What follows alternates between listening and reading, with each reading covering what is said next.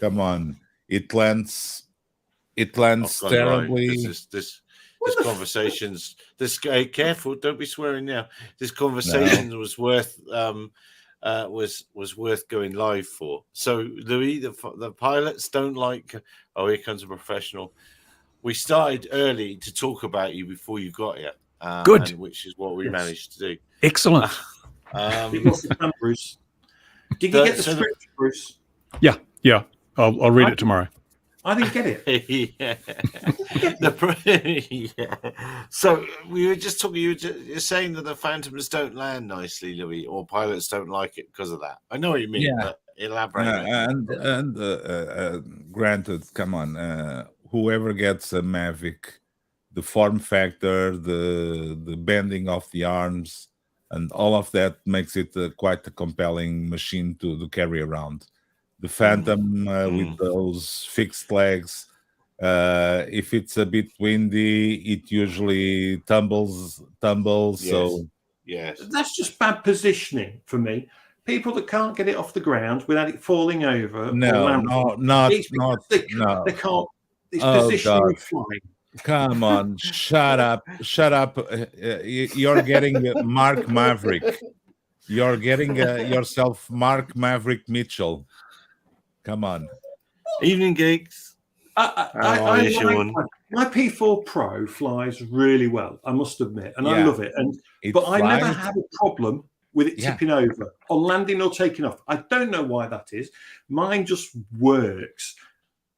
Oh, come on. You only fly when it's no wind, no dust. Nobody likes a show off, Mark.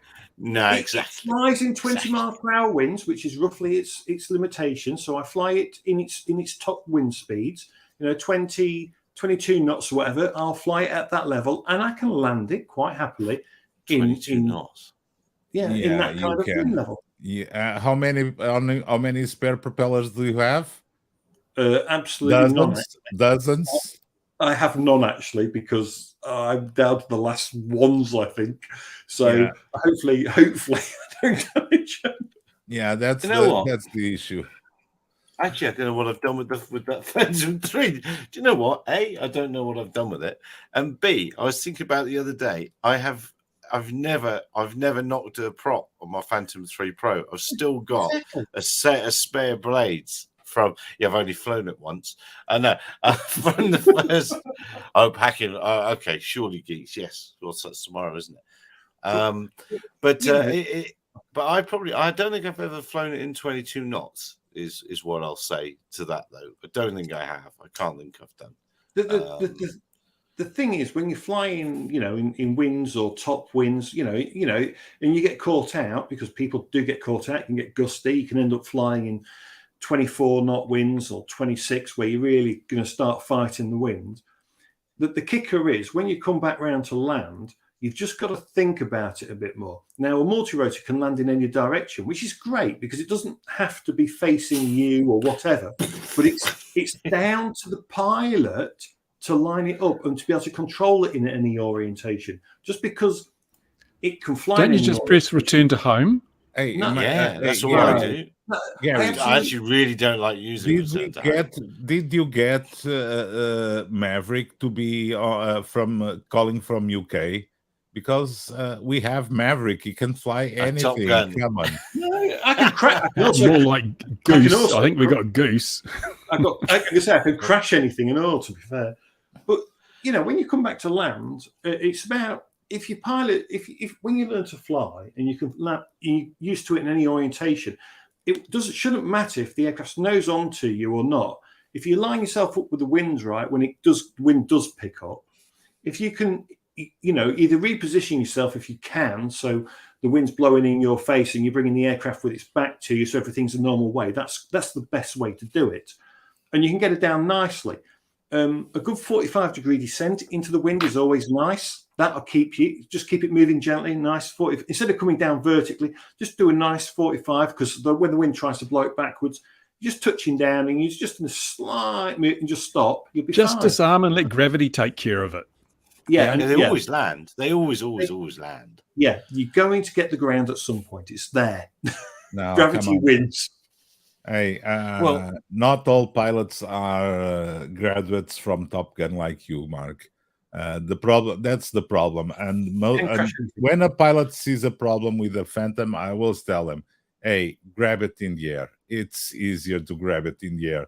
Those legs are there for that. I don't say that to Mavics. I don't say that to, well, I shouldn't say this, but The Agris. You do it with the Agris. I've seen you power looping those Agris. twin turbines, Louis. no, I've seen it being done with M210s. Ooh, no. And that's quite a feat to do it. And landing on M210s. Those are tricky, but on the Phantom, no issue. I do actually agree. If the ground is unsuitable or it's a bit rough at times, yeah, just get it into a hover and gently just bring it back. Have it hovering. When you're happy, just gently come up beneath Throw your it. T-shirt into the propellers. I see them people doing it all the time. No, don't do that. God, no. And never try to catch like a Mini or a Mavic, as Louis says, because if you try and catch a Mavic, because it's not got any depth to itself, your hand is likely going to end up in a mess. And you're going That's to why you always buy your replacement props from Ginzu. Who? I don't understand. Ginzu blades. Come on, the famous Japanese knives. Oh, okay. Yeah, I'm not cool. You just got to remember, They haven't reached South Africa yet. I'm not cool enough to know stuff like that. You really should. You really should. If you order now, you get 6 free steak knives, Gary. 6 free. Yeah. Where do I buy replacement hands? Yeah, I'm not a big fan of hand catching either. But I have been flying this thing a lot. I really, really, really like this thing now. And the 249 gram thing, I guess, having not flown any other lightweight thing. But I made this return to home with the button the other day. I don't like return to home. I do not like the machine being in charge of return to home. So I chickened out when it was most of the way there. I like to feel that I'm in the loop with a tiny bit of what's going on. Fine, Dragonfish presenting best of the large models. Very interesting. But what I was going to say was, when I'm on this, while this is in my head, is it's highlighted to me that the difference now is the machines are probably all about the same, and they're all very, very good, almost from whichever manufacturer you buy them now. Yeah. And it's going to be down to the ground control station and the extra software that you get loaded in with it. What's missing with this is any sort of just simple lawnmower patterns for simple models. I would just love that. And I don't think now that that's like a nice to have. I think it's should be there. Should be there. No, come on. Hold on. There is an SDK for the Evos, not for those. Not for the small ones. So yeah. But the SDK for the Evos are just let's just say it might get there. It's not there yet. So that's the thing, isn't it? That's the thing that's going to. So, what's the best one at the moment? The French one, the Parrot one. Do you think the SDK? No, what's the best? SDK wise, come on, the guys from Parrot did a fantastic job. That thing is the simulator is absolutely mind-boggling. The SDK comprehensive. The support on the development channel is fantastic. The guys that are paying support are the developers. So if you have a question, they will come up with smart answers, not prepackaged answers. So SDK wise, it's Parrot. I just tell you, if we would have an Evo 2 Pro 6K, version 2, version 3, version 4, whatever, with an SDK the quality of the Parrot, at this moment, at this point in time, it would be the best thing whatsoever. Come on, even the ground control station that was open sourced Yes. It's a great move from the side of Parrot. The hotel, okay, you have to endure and live with it. So it's not always the thing. But the problem is it's not a problem of the small drones. It's also a problem of the drone itself. So if you look at this hang on. this Nothing one there yet. this one, for the price it costs, it really deserves a much better attention on the software, because the software, it has, okay, it does what it promises, but when you need to do something above that, it's not there. So you get stuck with what comes out of the box, basically. Yes. So that's a, Yes, that's a problem. The thing is, as well, with aircraft like that, they are kind of stuck. They are like almost one-trick ponies, aren't they? It flies a lawnmower pattern, that's it, and you're stuck within the confines of the software. And don't get me wrong, they're nice, they fly all right, but for the money, no, for instance, if you take an Anafi, $100,000, isn't it? well, okay, put that against a Believer. The only difference is the takeoff and landings VTOL. But if you built a fighter, the foam fighter, and you put it against that Autel, and you put it against that Autel with a hair link, I'll tell you, the hit, you just put the right camera in it, and $100,000, was it $100,000 or something? $100,000, no more. No, sorry, is it a large amount of money? Yeah, the big one is. So it's ridiculous when you can build something that can do the job. No, you can't. Sorry. Cheap. Come on. I've had this discussion so many times. Come on. If you pick up a drone like the Anafi with even the open source ground control station, the way it flies, all that you can extract from the Anafi, it's fantastic.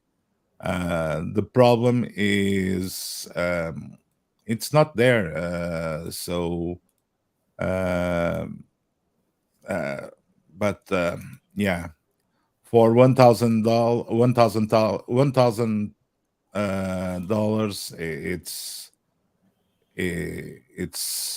it's a shame. But okay, you got it, and you won't get mistaken by what you get on the package. You get what you buy. Yeah, but I think it's going to be the differentiator, isn't it? Now, certainly in the next few years, because the airframes are they're very, very good. Everything's very good that's out there. It's that ground control station. It's what you can do. It's what you can do. I take it as. For me, the ground control station is a fast-way drug to the drone. And sometimes you need a very specific application. And something like what Parrot has done is the correct, in my opinion, it's the correct way to go. In the middle ground, you get DJI that launches a drone, has no support on the SDK. The SDK is old, has bugs. They take their time to correct the bugs. 1 year later, they start supporting one of the drones, like the case in point is the Air 2S and the Mini 2. I try to understand their point of view. They are not looking at those drones as much more than what you get with the DJI Fly app. There are people that want to use it beyond what DJI intends to, and that's where everything. Come on, there's that very famous application on DJI World that most people use as an alternative to the DJI Fly or DJI Go apps. But yeah, that's what you get. But yeah, no, it's just yeah, we're not going to see much change in airframes in the next few years, but we are going to see stuff in the ground control stations, I think. Oh, excuse me. Let's just move along. On topic. Let's just move along to the topic of just how much safer the sky has become in the last year or so. Now that EASA has discovered lychee, yeah, that's lychee. These little things, but yeah, it doesn't work on these things, unfortunately. Yeah, but come on, Gary, it's the same problem with the Mini 3. Lychee does not work with the Mini 3. That's the problem of them releasing the SDK. And for those, for instance, Lychee could be convinced to work with the Evo line, because there is an SDK for the Evos. I have my personal opinion, which I won't express in public about the current SDK, but there is not for the small ones. Yeah. So anyway, EASA has said, I should have had the report ready to go, that the sky has become a lot safer. I think that perhaps Bruce probably has an opinion on that, judging by his moniker this time. But yeah, apparently drone sightings and all that dangerous stuff is on its way down. I mean, what on earth could have caused that? Why, of course, it's because they've banned those disposable shopping bags at the supermarket. Is it because that manned aviation, because they did this thing, didn't they, in around 2014, maybe 2012 onwards, you know, the likes of BALPA and other organizations in the airplane world and manned aviation and all those pilots started reporting everything that was in the sky as a drone. And you can literally see that drone reportings go like this, UFO reporting's doing this, everything's a drone, regardless if it's a bin bag, a light in the sky, it was a drone, not an unidentified flying object. And, you know, we had Gatwick, of course, which quite happily proves yet again that it should have been UFO reporting. That was, you know, on all these things. And all of a sudden, after 2018, notice the date that they say that it starts to go downhill in reportings is like after Gatwick. Did you notice? It's like 2018, 2019. It's like all of a sudden they go, oh, drone reports are going down. Is that because manned aviation has realized that drones exist in this airspace, but we're not everywhere? We're not at 20,000 feet. We're not at 8,000 feet. Speak for yourself. 10,000 feet. You know, and that EASA report is so full of BS. It's unbelievable. Didn't they even quote, because of DJI AirSense, there were less incidences? No, that was the man from DJI did that, and that was was it the man altitude? from DJI? It's ex DJI, but that's Altitude Angels data in there, so we can't knock Richard too much. Well, it's not his fault what happens, but yeah, I mean, there's nothing to do with it's nothing to do with it at all. It's just, it's not the topic of the moment, is it? And it's an easy one. The worrying thing, though, the really worrying takeaway from this is that the number of deaths associated with the recreational use of multi-rotor drones hasn't dropped at all. So this is the thing we should be taking from this. There's been no change in those stats, no change at all. What could you just all remind me what that stat is, please? Just for everyone out there. I'll just check the latest, please. If you could, Bruce. Well, I was wrong. It has actually increased tenfold from last year. Yes, really? 10 times more. 10 times as many. That's a worrying trend. More. Absolutely. It's a zero then. Yeah, it's just madness. And I touched on this last week. I think probably the week before, knowing me. But let me just show you some things. Which one is which? Let's have a look. Yeah, the accident here with the police aircraft. There it is, and it was the wing strut that failed, and very, very sadly, 4 of the people that passed away on that were youngsters that had just started their engineering training, and they were going for a jolly with the police aircraft. That's on the end of the runway. So 5 people died in that, and amazingly, the pilot survived. Oh, goodness knows how he survived that. But that was a PC-6, and the wings clapped together at the end of the runway, and that was maintenance. So there's that one that happened here last week. And then can I share this tab instead? No. Oh, this is a bit medieval. I can't share tab after tab after tab. Let's go to the next one. Stop screen. Share screen. And then we've had 2 interesting instances. This is also last week. 2 Cherokees navigation exercise coming up to Durban. This is not from the Cape, so a 3-hour flight. And as lots of pundits here have said, it's not much of a navigation exercise when all you do is keep Africa on the left-hand side of the aircraft. But there we are. So up to the coast. This one runs out of fuel just before the airfield and ends up on the beach. And then I have to stop screen and share again. There's got to be a better way, isn't there? And then this one. So this one has managed to arrive in Durban. Does it make it bigger? So this one's arrived in Durban, all relieved and all that sort of thing. This is aircraft 2 of the sortie, which might have a few kilos of fuel in there, and is just changing his underwear, or her underwear. Sorry, this is longer than I thought it would be. Let's zoom on a little bit.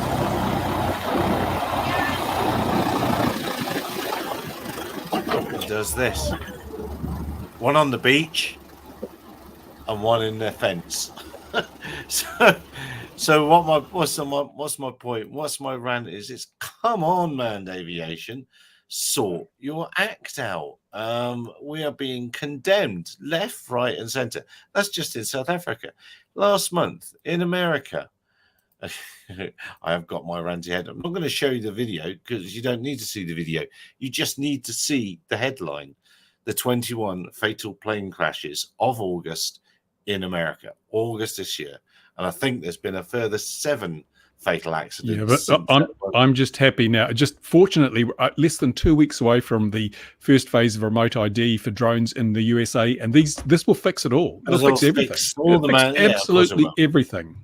You're right. I don't know what I'm ranting about quite so much. That's nearly one a day. That's nearly one person a day for August. Well, there's more. It is because it's more. It was a few of those have more than one person in them. Did these people have any skin?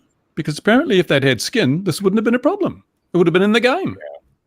Yeah. Look, I love me flying. I really love me flying, but standards seem to have taken a nosedive around the world in the manned world since COVID. Perhaps there wasn't enough. Well, is it because regulators have taken the eye off the ball and they're looking at too much focus on drones, and planes are crashing all around them? They're not looking at the problem. They're looking at what they believe is the problem. And no one's actually analyzing the data and saying, we need to get back to basics here in the manned aviation community, instead of trying to blame everything on drones, because now even the EASA say, well, drones aren't a problem anymore. Yeah, it's the conversation has got to be moved on a little bit, as drones, ground control stations all need improving, and because the drones are great, then also similarly what they're able to do at the size and performance and things are able to get out of the way of. And I also read with horrors in I think with horrors, I'm not sure about this one, perhaps we can have a conversation about this, but they're going to put ADS beacons on airfields, on glider sites, as I can't remember what they called them, but they'll be transmitting the position of the site. Now, my argument is, if you're flying manned and you cannot see on your chart that there's an airfield near you, why on earth are you flying? That's my instant take on it. But they believe it'll increase safety. But I have a sort of hunch that it might make things more dangerous. A good tailor will fix that, Gary. They'll never notice. A good tailor. Oh yeah, you're right. I think I think that might settle in a little bit of complacency at these places where they place the beacons to announce the presence of an airfield. I mean, we're going to place a beacon to announce spires. We're going to place a beacon to announce. I think they should put those little masts. Dymo labels on every part of the aeroplane for these pilots, just so they know what they are. Yeah, I don't know. It's been touted as a great thing and an improvement in safety. But if, as I say, if you're flying and you don't know where you are that well, should you really be there? Then chances are you're flying up the coast of Africa, aren't you? Yeah, it's inclusion. It's inclusion. You have to be inclusive of everyone. Oh, okay. Even the people that can't read a map. Oh, yeah. You're right. Yeah. You're right. The illiterate must be included. Yeah. But I don't know. Well, what do you think? Beacons for airfields so that, there's a chart. Yeah. But isn't one of the problems we've already got is too much overload? I have a beacon for my garage door. And I press a button. Come on. Then you know which garage is yours. So that's cool. And a quick question to all. All of those that have GPS on their car, who does not have their own position stored? Everybody has their own position stored. So do you need your own position recorded on your car GPS? Now, Louis, you're not being inclusive. I drive a 1991 Toyota pickup. It doesn't have GPS. It barely has an engine. No, I asked for all those that have car GPSs, but I'm sure that on your home position, yeah. So people have their own addresses on their GPS. It's really handy when you're totally drunk. You come out of the pub and you can't hardly walk. Just press return to home and off you go. Yeah. Well, funny enough, so manned aviation, because if there's any pilots watching this, right, and they have forgotten, this is actually an air chart, right? Yeah. This is actually an air chart, and what it does is, it's got loads of stuff on it, and loads of symbols, and this will show you where glider sites are. You don't need a beacon, okay, manned aviation. It's called an air map, right?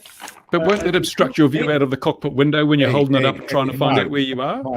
Mark, clearly you're not used to that. You're holding it upside down.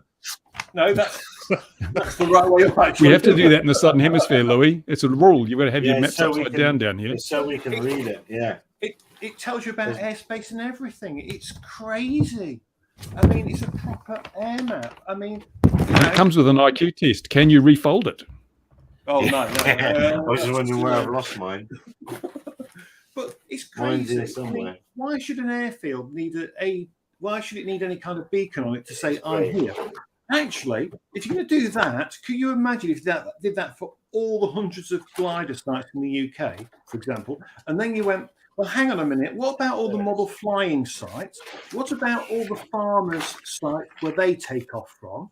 Before you know it, you would have so many sites that have got this stuff on the ground every minute. Gary, would that be the problem is, if you have TCAS, you could never land there because you'd be colliding with it. Exactly. Well, I mean, your warnings would be going up left, right, and centre. Yeah, so I don't know. I don't know whether it's a good idea or not. I was just going to show you. I got the deluxe edition. That's the normal side, and I've got one with the cloud flying map on the top as well. The IFR version on the back. Yeah, that's right. Yeah, it's the expensive one. That is the IFR on the back. But for me, always the joy of land flying was getting this out, planning my route, and getting it all in my head. Really, look at all the old people with their analog navigation aids.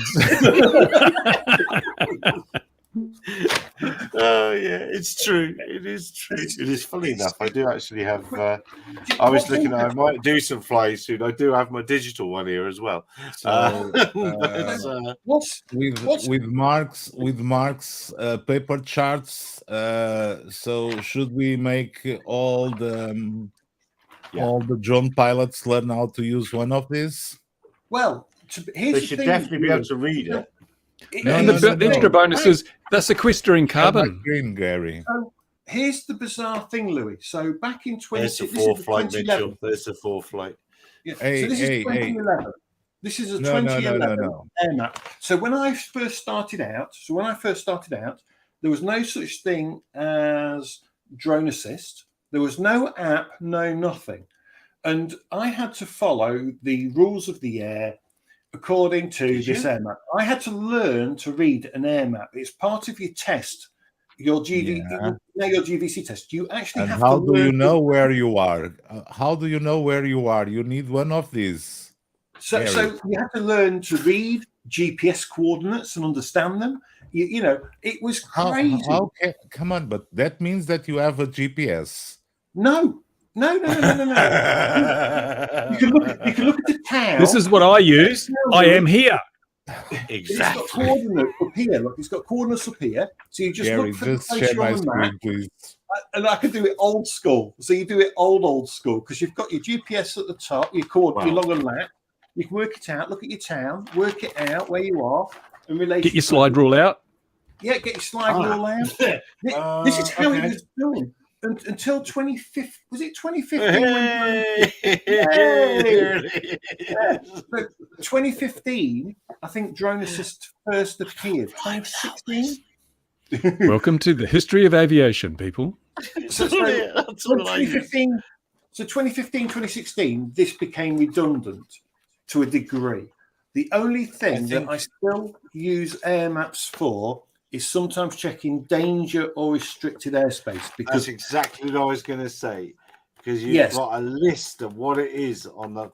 It's written down on the map. So these people it quite annoys me that you see people asking questions in Facebook groups, and if they had a chart or just a copy of the AOP, you can flop and read it.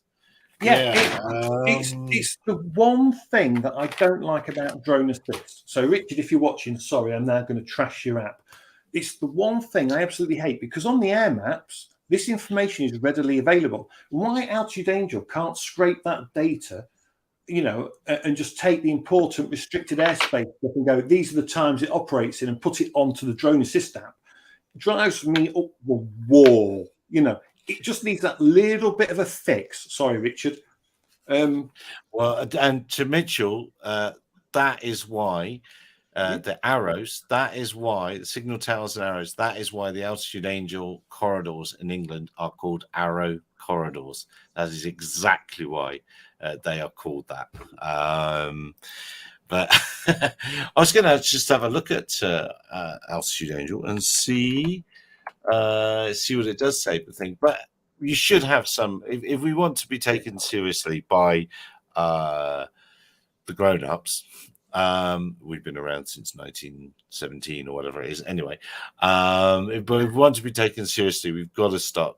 People have got to start having a bit more, and even Bruce has got an understanding of the airspace around him and the airfield and all that sort of thing. Most really good model flyers do. You've got to, and with that's what's making people look down their noses at this industry still. At Farnborough, there were plenty of people joking and laughing about all the drone clowns, and I was just thinking, yeah, they're all coming to take your dinner, mate.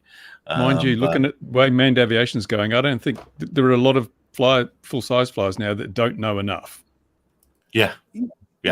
Well, so they've gone digital, haven't they? And that's not necessarily, you know. Yeah, they should get their digits out of their backside and do the basics. Yeah, because the power will stop one day. So for some reason, things will not be working. To be fair, our civil aviation makes a very strong point about not relying on electronic navigational aids and always having a good understanding, awareness, and of older techniques and having those on board. You know, you can use a tablet and a GPS, but you must have a fallback. I mean, it's this whole Swiss cheese thing, isn't it? Yeah, absolutely. How is your little device, Bruce, by the way? Your little widget. The ADSB alarm. Yeah. It's good. I'm just printing up my I've got 3D printer over there. Just printing up the case. Problem is no one can get any Raspberry Pis at the moment. It's like they're out of stock everywhere. So I'm looking at alternative single board computer systems, and I've been talking to a manufacturer in in China about perhaps making a single board computer just for this, which would have everything built into it, which would be nice and simple. So it depends on demand. I'm going to do a little bit of a video soon saying how many people are actually going to build this thing, and would you be prepared to pay for a manufacturer that might knock up a board specifically for it, so we're not tied to the Raspberry Pi or anything else. And who knows? I mean, if there's like 10,000 people want it, it'd be great. But I have a feeling that most people are saying, yeah, I can still fly without it. I don't need it, which is unfortunate. Are they going to put in USB SDR stick, or are they going to build the guts of the USB SDR? I mean, that chipset, they can use that on the board and set it up so that it becomes part of the whole board, becomes a much smaller, more compact thing, runs off a single source of power and lower voltage, lower power consumption. And less wobble factor there as well if it's all built in. Although the 3D enclosure I've made actually holds the USB dongle as well as the Pi, and use a little cord to connect them, so it's all nice and rigid, and you can carry it around or clip it on your belt, which makes it nice and handy. Testing for 107 is still pretty chart focused. That's cool. I like that. The UK stuff I did recently, there was no mention of a chart. There was only really was. Could you stand up? I suppose it was really, there was nothing to it. I'm just looking at Altitude Angel. Let's share this, and I see they don't actually. If we click on that, it just says Line Bay North, Portland. Yes. Doesn't give the delta. I would rather. I wish you need to just put the D delta on that. So if you go to R313, Gary, so if you go to R313, if you go to Lincolnshire. Which one's R313? Is that the one in London? If you go to Lincolnshire, go to Lincoln, go north. Oh, the Scampton. Is that still there? Yeah. They shut this way, didn't they? No, the airspace is staying. So Scampton is shutting, but the airspace is staying. So it should show. It's near Lincoln, isn't it? There's Lincoln. Yes. Waddington. It should be just to north. It's just there you go. It's north. It's just up here. Now click on there. Now it's really sad. It doesn't tell you the times that is active, the restricted area. So if you read it, right? But on my air map, it's got the time. Why is that not on that map? It drives me up the wall. Come on, Richard. Have you considered that your map might be outdated, which is quite common on paper maps? No. Yes, Red Arrow's airspace has been there since the Red Arrows have been there. It only changes with summer and with the time change. It just it changes with the weather, with the time zone for summer and winter. Other than that, it doesn't change. Okay, because they're going to Waddington here, aren't they? They're coming here to be based. So the reason why the Red Arrows are going to Waddington, by the way, is because it looks like the CA wouldn't move or give the Reds airspace elsewhere in a restricted zone. Basically, R313 has been there for so long that it's a case of everyone knows it's there. Everyone's used to it being there. You can't suddenly take such a big area, plonk it somewhere else, and expect all other air users to suddenly deal with it elsewhere. And the Reds, because they have to be able to fly to and from that airspace, they used to be at Wittering and Cranwell. But the problem is, now they're just below on your map there. You can just see them. They're the bottom airfields to the south. The problem is they look like they're just down the road there near Sleaford and stuff. But the problem is it still costs a lot of money just to fly that small distance to get to R313. So that looks like Waddington got the win for the Red Arrows to go there because it's the closest to R313. Off the end of the runway, Yeah. And Waddington didn't really have the space for them, but it's become a case of make the space because it's just cheaper to have them there. So, yeah. But I think this week we've had loads of visiting planes come in because it's normally the air show in August bank holiday here, but they've cancelled it now, so we don't have it at Waddington. But they've been having a lot of they have over like the Germans, Italians, and everything, and they play war games. So it's been a lot of air. There's a big one on, isn't there, at the moment? I saw a monumental. Well, that's just a little bit more. People bemoaning. I saw a Chinook post about a Chinook going through somewhere at low level, and someone saying, "Whoa, he's below 400 feet." He's like, "Yeah, he's in the low flying system, doing his thing." So yeah. And he's cleared down to 75 feet in some places if you choose to be. Whose fault would it be if I hit it? It would be your fault. Come on. People do not get that. So I saw on Facebook there's some mini. Now I don't want to cast aspersions, and I should really be careful. But I'll change it to. But you're going to. Yeah, I'm going to. So people flying a well-made DJI aircraft. Mini 2, to be honest. In the Mini 2 group, we're going, but I've got clear line of sight. Basically, they couldn't see the drone, but they're now coming up with this new term where it's CLOS, clear line of sight. But they can't see the drone. It's not visual line of sight because they can't see the drone itself. When they see the airspace it's flying in. So they're looking at the airspace it's flying in. They're in the middle of nowhere. So obviously, they're perfectly safe to go like 2 kilometers, 4 kilometers out. And I'm thinking, what about that low-flying aircraft or that Chinook that's going to come along? Because it's just going to trash your Mini 2. I mean, a Mini 2 would. But don't they have air sense? Doesn't the DJI stuff have air sense? It'll pick it up and it'll warn you. And DJI are very safety conscious. They won't let you fly near an airport, but you can fly 8 kilometers away. Yes. But no, you don't get air sense on the Mini 2. And there again, I don't think a Chinook's going to have any way of telling you where it is, because that wouldn't be good. So you wouldn't know the Chinook's coming or not. Well, if it's good enough for the military, it's good enough for us. Let's can this remote ID shit. Yes, let's do that. Well, I don't think there's a problem. You can hear the Chinook much away, much further away than you can see your drone. Yes, but if you don't know which way it's coming from, because you'll hear the whoop, whoop, whoop of those blades coming. But when they are low, and if it's a model Chinook, do you get tiny whoop, tiny whoop, tiny whoop? Oh, very good. When the Chinooks are low and the echo is going on, and they are tree height or lower, where they do that to mask their blade noise, it is something else when one of them just appears from nowhere. I can tell you, I've seen Chinooks and gone, holy. I've been under power lines. One of those. Been underneath those big marching power lines. So, it's like, what the? Yeah, it's very. and we went over Dunster Head, which is a big hill on Exmoor in northern Somerset, and there's ice cream van on the top, and the bloke said, "Watch this." And when I sat at the back, and we looked down the back of the aircraft with the door open, when we went over the ice cream van was. Anyway, those are different. How old are Chinooks? They've been around forever, haven't they? Well, I think it's 50 years, isn't it? I think it is. And they are. It is the most remarkable. It's one of the most remarkable helicopters you can ever see fly. They are absolutely bonkers. It came from the Piasecki Flying Banana School of Design, didn't it? Yes, that Piasecki thing, which you could, if you really wanted to. 21st September 1961.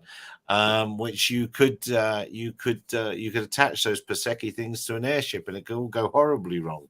Do you see that video where they're all RAS? Did you see that? Restated?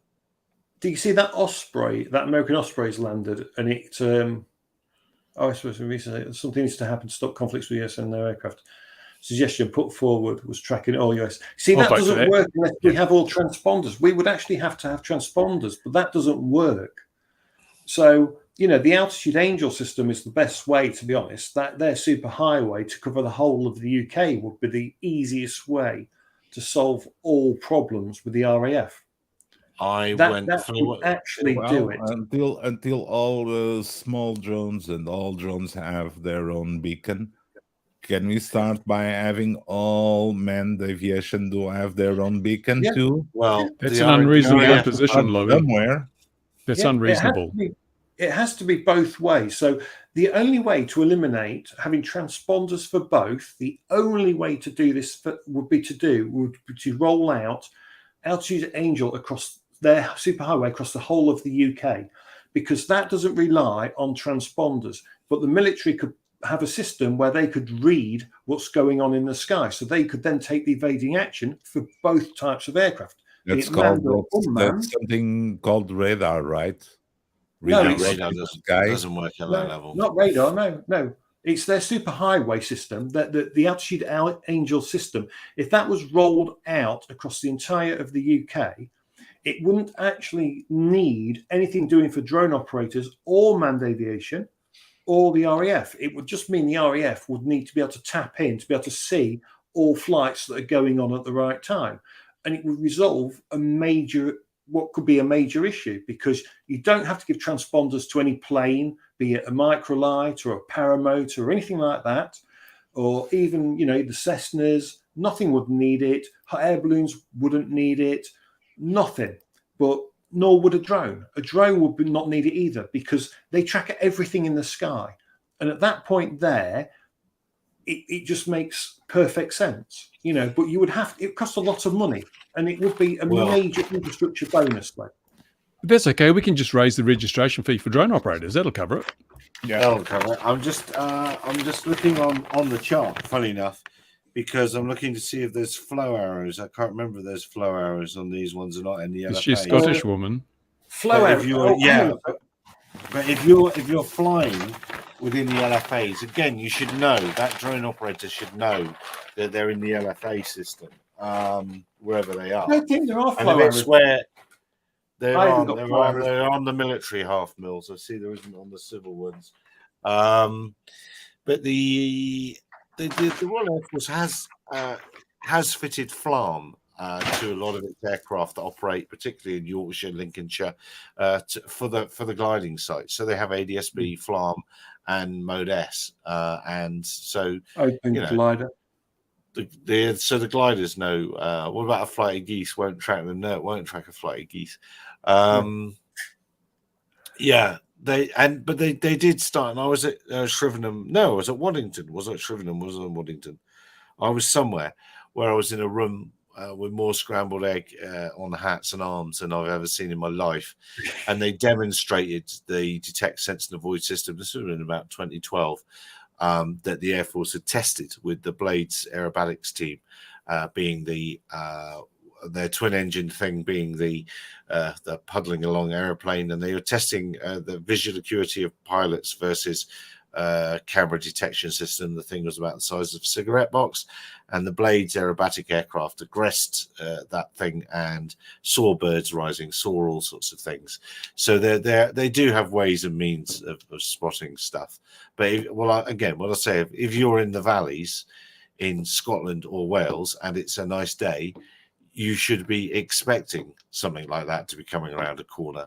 It is their playground, and they're cleared down to 75 feet in a lot of it. So, there's nothing better than watching a jet come around some of those valleys as they work their way towards Mach Loop. Is that the Mach Loop? Yeah, they work their way in. Yeah, that's in Wales, and they work their way into that. It's amazing. People like being at Mach Loop to watch it, but if you actually want to be slightly before it, and you can see them getting themselves ready to come in for the low flying through the valleys and everything. But it is crazy. There's a road great beneath. Place to get shots with your new Avata drone, wouldn't it? Well, that one there, Landrignog Wells, I know they're cleared to 75 feet in that one. And I've got the New Zealand charts here. Have you? A very small country. That's the. It's not that small though, isn't it? It's about the size of England, isn't it? Both of them together. Before inflation, yeah. It's orbit. It's charts for orbits. It's charts for orbits. Charts for orbits. Most of our flying's done underground, by the way. Yeah. Well, it's much safer if you do it indoors and drier. The weather's better as well. It's all. And I still didn't get an answer from DJI about the Avata, whether it has standard remote ID when they're selling it after the 16th, and just in a few days' time when they're selling this Avata, will it have standard remote ID? Will it be compliant with the first tranche of the remote ID regulations in the USA? Because I don't think it will, because the little hand controller doesn't have GPS in it. So how will I report the pilot's position? And it doesn't seem to have any way to talk to a smartphone or anything. So What are they going to do? Apparently, according to Ian. Does it? Geeks might know. Yeah. Sean might know. Maybe you might know, but yeah. But then, what if you want to go out without a phone? I mean, if it's a system they're selling, should it be reliant on external third-party components? I don't think it should be. If they're selling a ready-to-fly system, it should have remote ID as standard without the need for a third-party element. Except if they say it requires a cell phone to operate. But it doesn't it doesn't require one to operate. You can fly it without a cell phone. Yeah, but they can say it requires a cell phone to operate, then bob their ankle. But it says also standard remote ID must not be able to be easily disabled by the operator. And if you leave your cell phone at home, you've disabled the standard remote ID, so it's in violation of the rule. Oh God, Bruce, you're getting there with the remote ID. Come on, let the Americans suffer all the troubles with the remote ID. Let's see. Yeah, but they shouldn't have to. It's such a poorly thought out rule and poorly implemented and poorly timed. It should be recognized for what it is. It's a lame piece of regulation. Yeah, that's obvious. But the thing is, let it fall and let it die its natural death of not applicable anywhere else, even in US. So they'll have Japan. I believe other countries will be looking at that. Other countries will be looking at that, at how they make it work or not. And if they cannot make it work, other countries will not adapt it. So, and this is all you need, ladies and gentlemen. I almost wish I lived in somewhere where it's very unlikely, as I switch on this app on the 16th, that lots of traffic will start popping up on the app for me. But for you guys and for Sean in more populated places, you should be able to start seeing, put this on your phone. And in theory, from the 16th, you should, because I have a feeling, because DJI have asked for Bluetooth to update some of the models, and Bluetooth is one of the ID remote ID methods. So I'm wondering if they're going to sneak in. Hello, Northside Hawk. I'm wondering if they're going to sneak in remote ID enabling via this. Oh, please won't you use Bluetooth to update your machines? It'll be regional though, won't it? They won't enable remote ID in areas that don't legally require it, I wouldn't think. I don't know. I reckon that. I don't know. I wouldn't put it past them just to put it out as a firmware update for everyone and see what happens. But how would they get on with the EU's privacy regulations? Would it infringe? Don't know. There's so many questions around that, isn't it? I mean, it's, as you say, it is a nonsense, and hopefully it will go away before it gets popular. But there's people at shows. There's 3 or 4 big shows. Sean's going to one in England tomorrow, so it won't really be a big thing there. But there's a couple happening in America. There's one in Denmark. There's one in Italy at the moment. There's some big shows. There's one there's now one in Vegas. Yeah, that's right. UAV. That's right, and Too Fast and Light is there, in fact, and there will be people touting this, like Billy-O there, saying remote ID is the savior of us all. It is going to make us all millions. We are all going to fly miles. There'll be muggers and criminals there learning how to use it. to get their new drones and wallets and credit cards. People will be selling this like Billy-O. Oh, come on. Do you think Americans are worried about remote ID? If they can jump on a Safeway shop in San Francisco or Los Angeles and nothing happens, remote ID of a drone, they can pick up a drone from the shop, so brand new, and nothing happens to them. So, or they can steal a plane and threaten to crash it. There's a good stand-up routine here. There's a comedy stand-up routine somewhere for this, where someone should go around all the drone shows doing like a stand-up comedy piss take, excuse my French, on remote ID. You know, it really, just to educate these muppets that think remote ID means that manned aviation for a start can even see it. You know, they're not going to see anything. It's just, you know, boils my blood. Remote ID, what a useless invention. Well, yeah, look, this guy was running in at 240 for a simulated HUD attack. Yeah. So did the Mavic operator report this?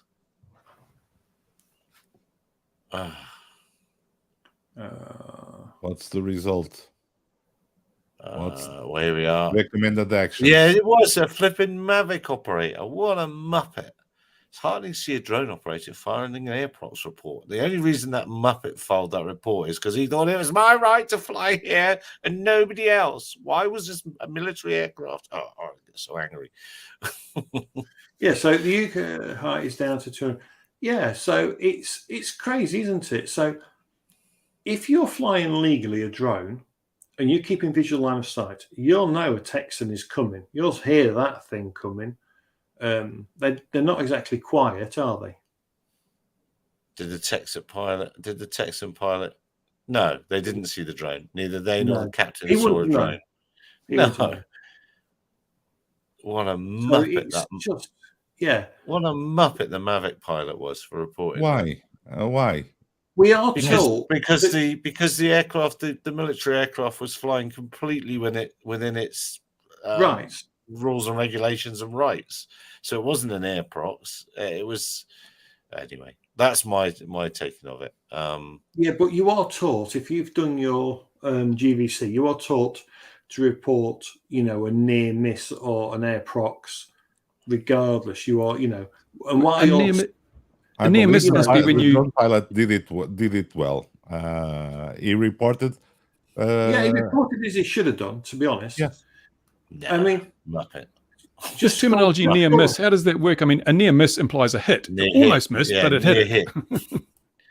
Yeah. But it doesn't look like he was even close to him. Just hold there for a sec, Gary. Just down. Just go down a sec. Down a bit more. Down a little. Stop. Scratch just there. Oh, don't move. Hang on 1 second. I'm just reading something. Did not say that. Right, what's really bad about that is it says that the only reason, so that Texan must have had an ADSB, because it was saying, if you scroll back up just slightly, read that paragraph, see and avoid. So see and avoid were assessed as ineffective because the Texan 2 pilot did not sight the drone, and the drone pilot only saw the Texan 2 after they received a warning from their DJI AirSense. Right, a DJI AirSense will tell you about a plane 5 kilometers out. Yeah, but it doesn't tell you where it is or which way it's going or anything. It's useless information. What it does is it goes 5 kilometers and then it tells you the height, and it instantly goes, get lower. It doesn't matter if you're 25 meters or 400 feet. DJI AirSense is shite because it just says get lower. Hang on, it's worked in this case. If you took because the Texan was 1,800 feet descending, and Texan. He should have. So he would have had 5 kilometers or more warning to get out of the way of the Texan. He would have had 5 kilometers warning, because that's how far AirSense will tell you. But this isn't this like a happy ending story for the AirSense then, really? And it's worked. But I still don't understand why. Really. You can't AirSense AirSense just warns you of everything, and so people get immunized to it. I've got an AirSense warning, and these planes are like 4 kilometers away. I'll just ignore them. It has to be effective. It has to be appropriate and relevant. And if you keep getting false flags, people just go blind to it. Yeah. So I used to ignore it. So when I was flying the M210 that had AirSense, I literally ignored AirSense because it goes, there's a plane at 5 kilometers out at 5,000 feet. So I literally just started ignoring it, especially when I'm 25 meters off the ground and it's telling me, and I just go, I don't care now. I just ignore everything it tells me. But the interesting thing is, there's this report, and so now we've analysed it. I think he's a muppet, but AirSense worked and whatever. But we've analysed it. We see it wasn't really a big drama. So let's just quickly check what the media said about this. I wonder what did the media say about this? Let's have a look. Share screen. The world's going to end? No. In this case, it was RAF pilots split-second terror over mid-air buzzing just 60 feet away. That's things you wouldn't have. That's quite a different report. That's quite a different way of viewing it, isn't it? Well, he didn't even know about it. He didn't even know it was there. hang on a minute. Right. So in the An initial, RAF pilot was forced to make a split-second decision after hearing a buzzing noise mid-air, No way. just 60 No feet from way. his aircraft. no way. Is this the Daily Mail? Well, what is it? It's What Express. tabloid is What this? magazine- the Express. Says it all. You know, one. Let's in just the- make sure in it's the same air procs- accident. In the air procs, it was claimed that the pilot never even saw it. Yeah. 2, if you're in a Texan, you're not going to hear a buzzing from a drone. Let's be clear, because that's never going to happen. And how would it be terror for the pilot when quite clearly in the air procs, he was completely unaware? Yeah, but look of at that. That's the scary thing. They unwrite it here. Look, they unwrite it here. The drone operator told the boy 2 minutes after they heard a distant buzzing. So that was his air sense, wouldn't it? Going off. So it wasn't. So the headline makes us think it was the RAF pilot. But then when you read down here, if you get that far, aye. Oh, Aye, come aye, on. aye, That's aye. media. Come on. Yes. Yeah, we but all that's- know that the common media does not promote fake news. We all know that. There's no such thing as clickbait, Louis. No such thing. It's a conspiracy theory made up by people who don't like the media. Yeah. Thanks for doing that, Sean. Good on you. Come on, Good you on use the you. word journalist very loosely there, Sean. Oh God, yeah. So the drone show that's this week, that's replacing the UAV Expo show, isn't it? UAV Expo Yeah, Yes, that used to it's- happen in Vegas. you know. Well, they went bust. The UAV It's 10 Expo. o'clock. So- It's so fine. if I've one got to can go. make it- I'm going to do some Oh, flying. mate. Yep. Oh, all right. Okay. See you next Are week, you, gentlemen. are you rebuilding the tower, look, we've done it Bruce? now. Rebuilding the Bruce. tower? No, I'm afraid not. It did make the news today, though, in the local paper. We got the bold. Bold for six. Over. There you go. There Yeah. you go. So never mind. But I will go and see if it's grown back yet. We watered it, but nothing's happened so far. Anyway, I bid you all adieu. Any advance on adieu? 2 dews? 3? Indeed. Sold for Oh, 4. steady. Due, D-U-E. Yeah. Enjoy- Don't need the accent No, for it's you. a damn morning. DW. Yeah, I know. Enjoy your flying, Right, Bruce. mate. Take care. Well, he's gone. Thank goodness we can talk about him now. No, we should go. That is an hour. He's right. We said we'd try and keep these to an hour, and we're missing that, keeping it to the hour back. So, what? Any other news we've seen before we go? I'm looking forward to Sean Geeks is reporting tomorrow from the show in London, and there's other shows going Oh, on. Is there any future?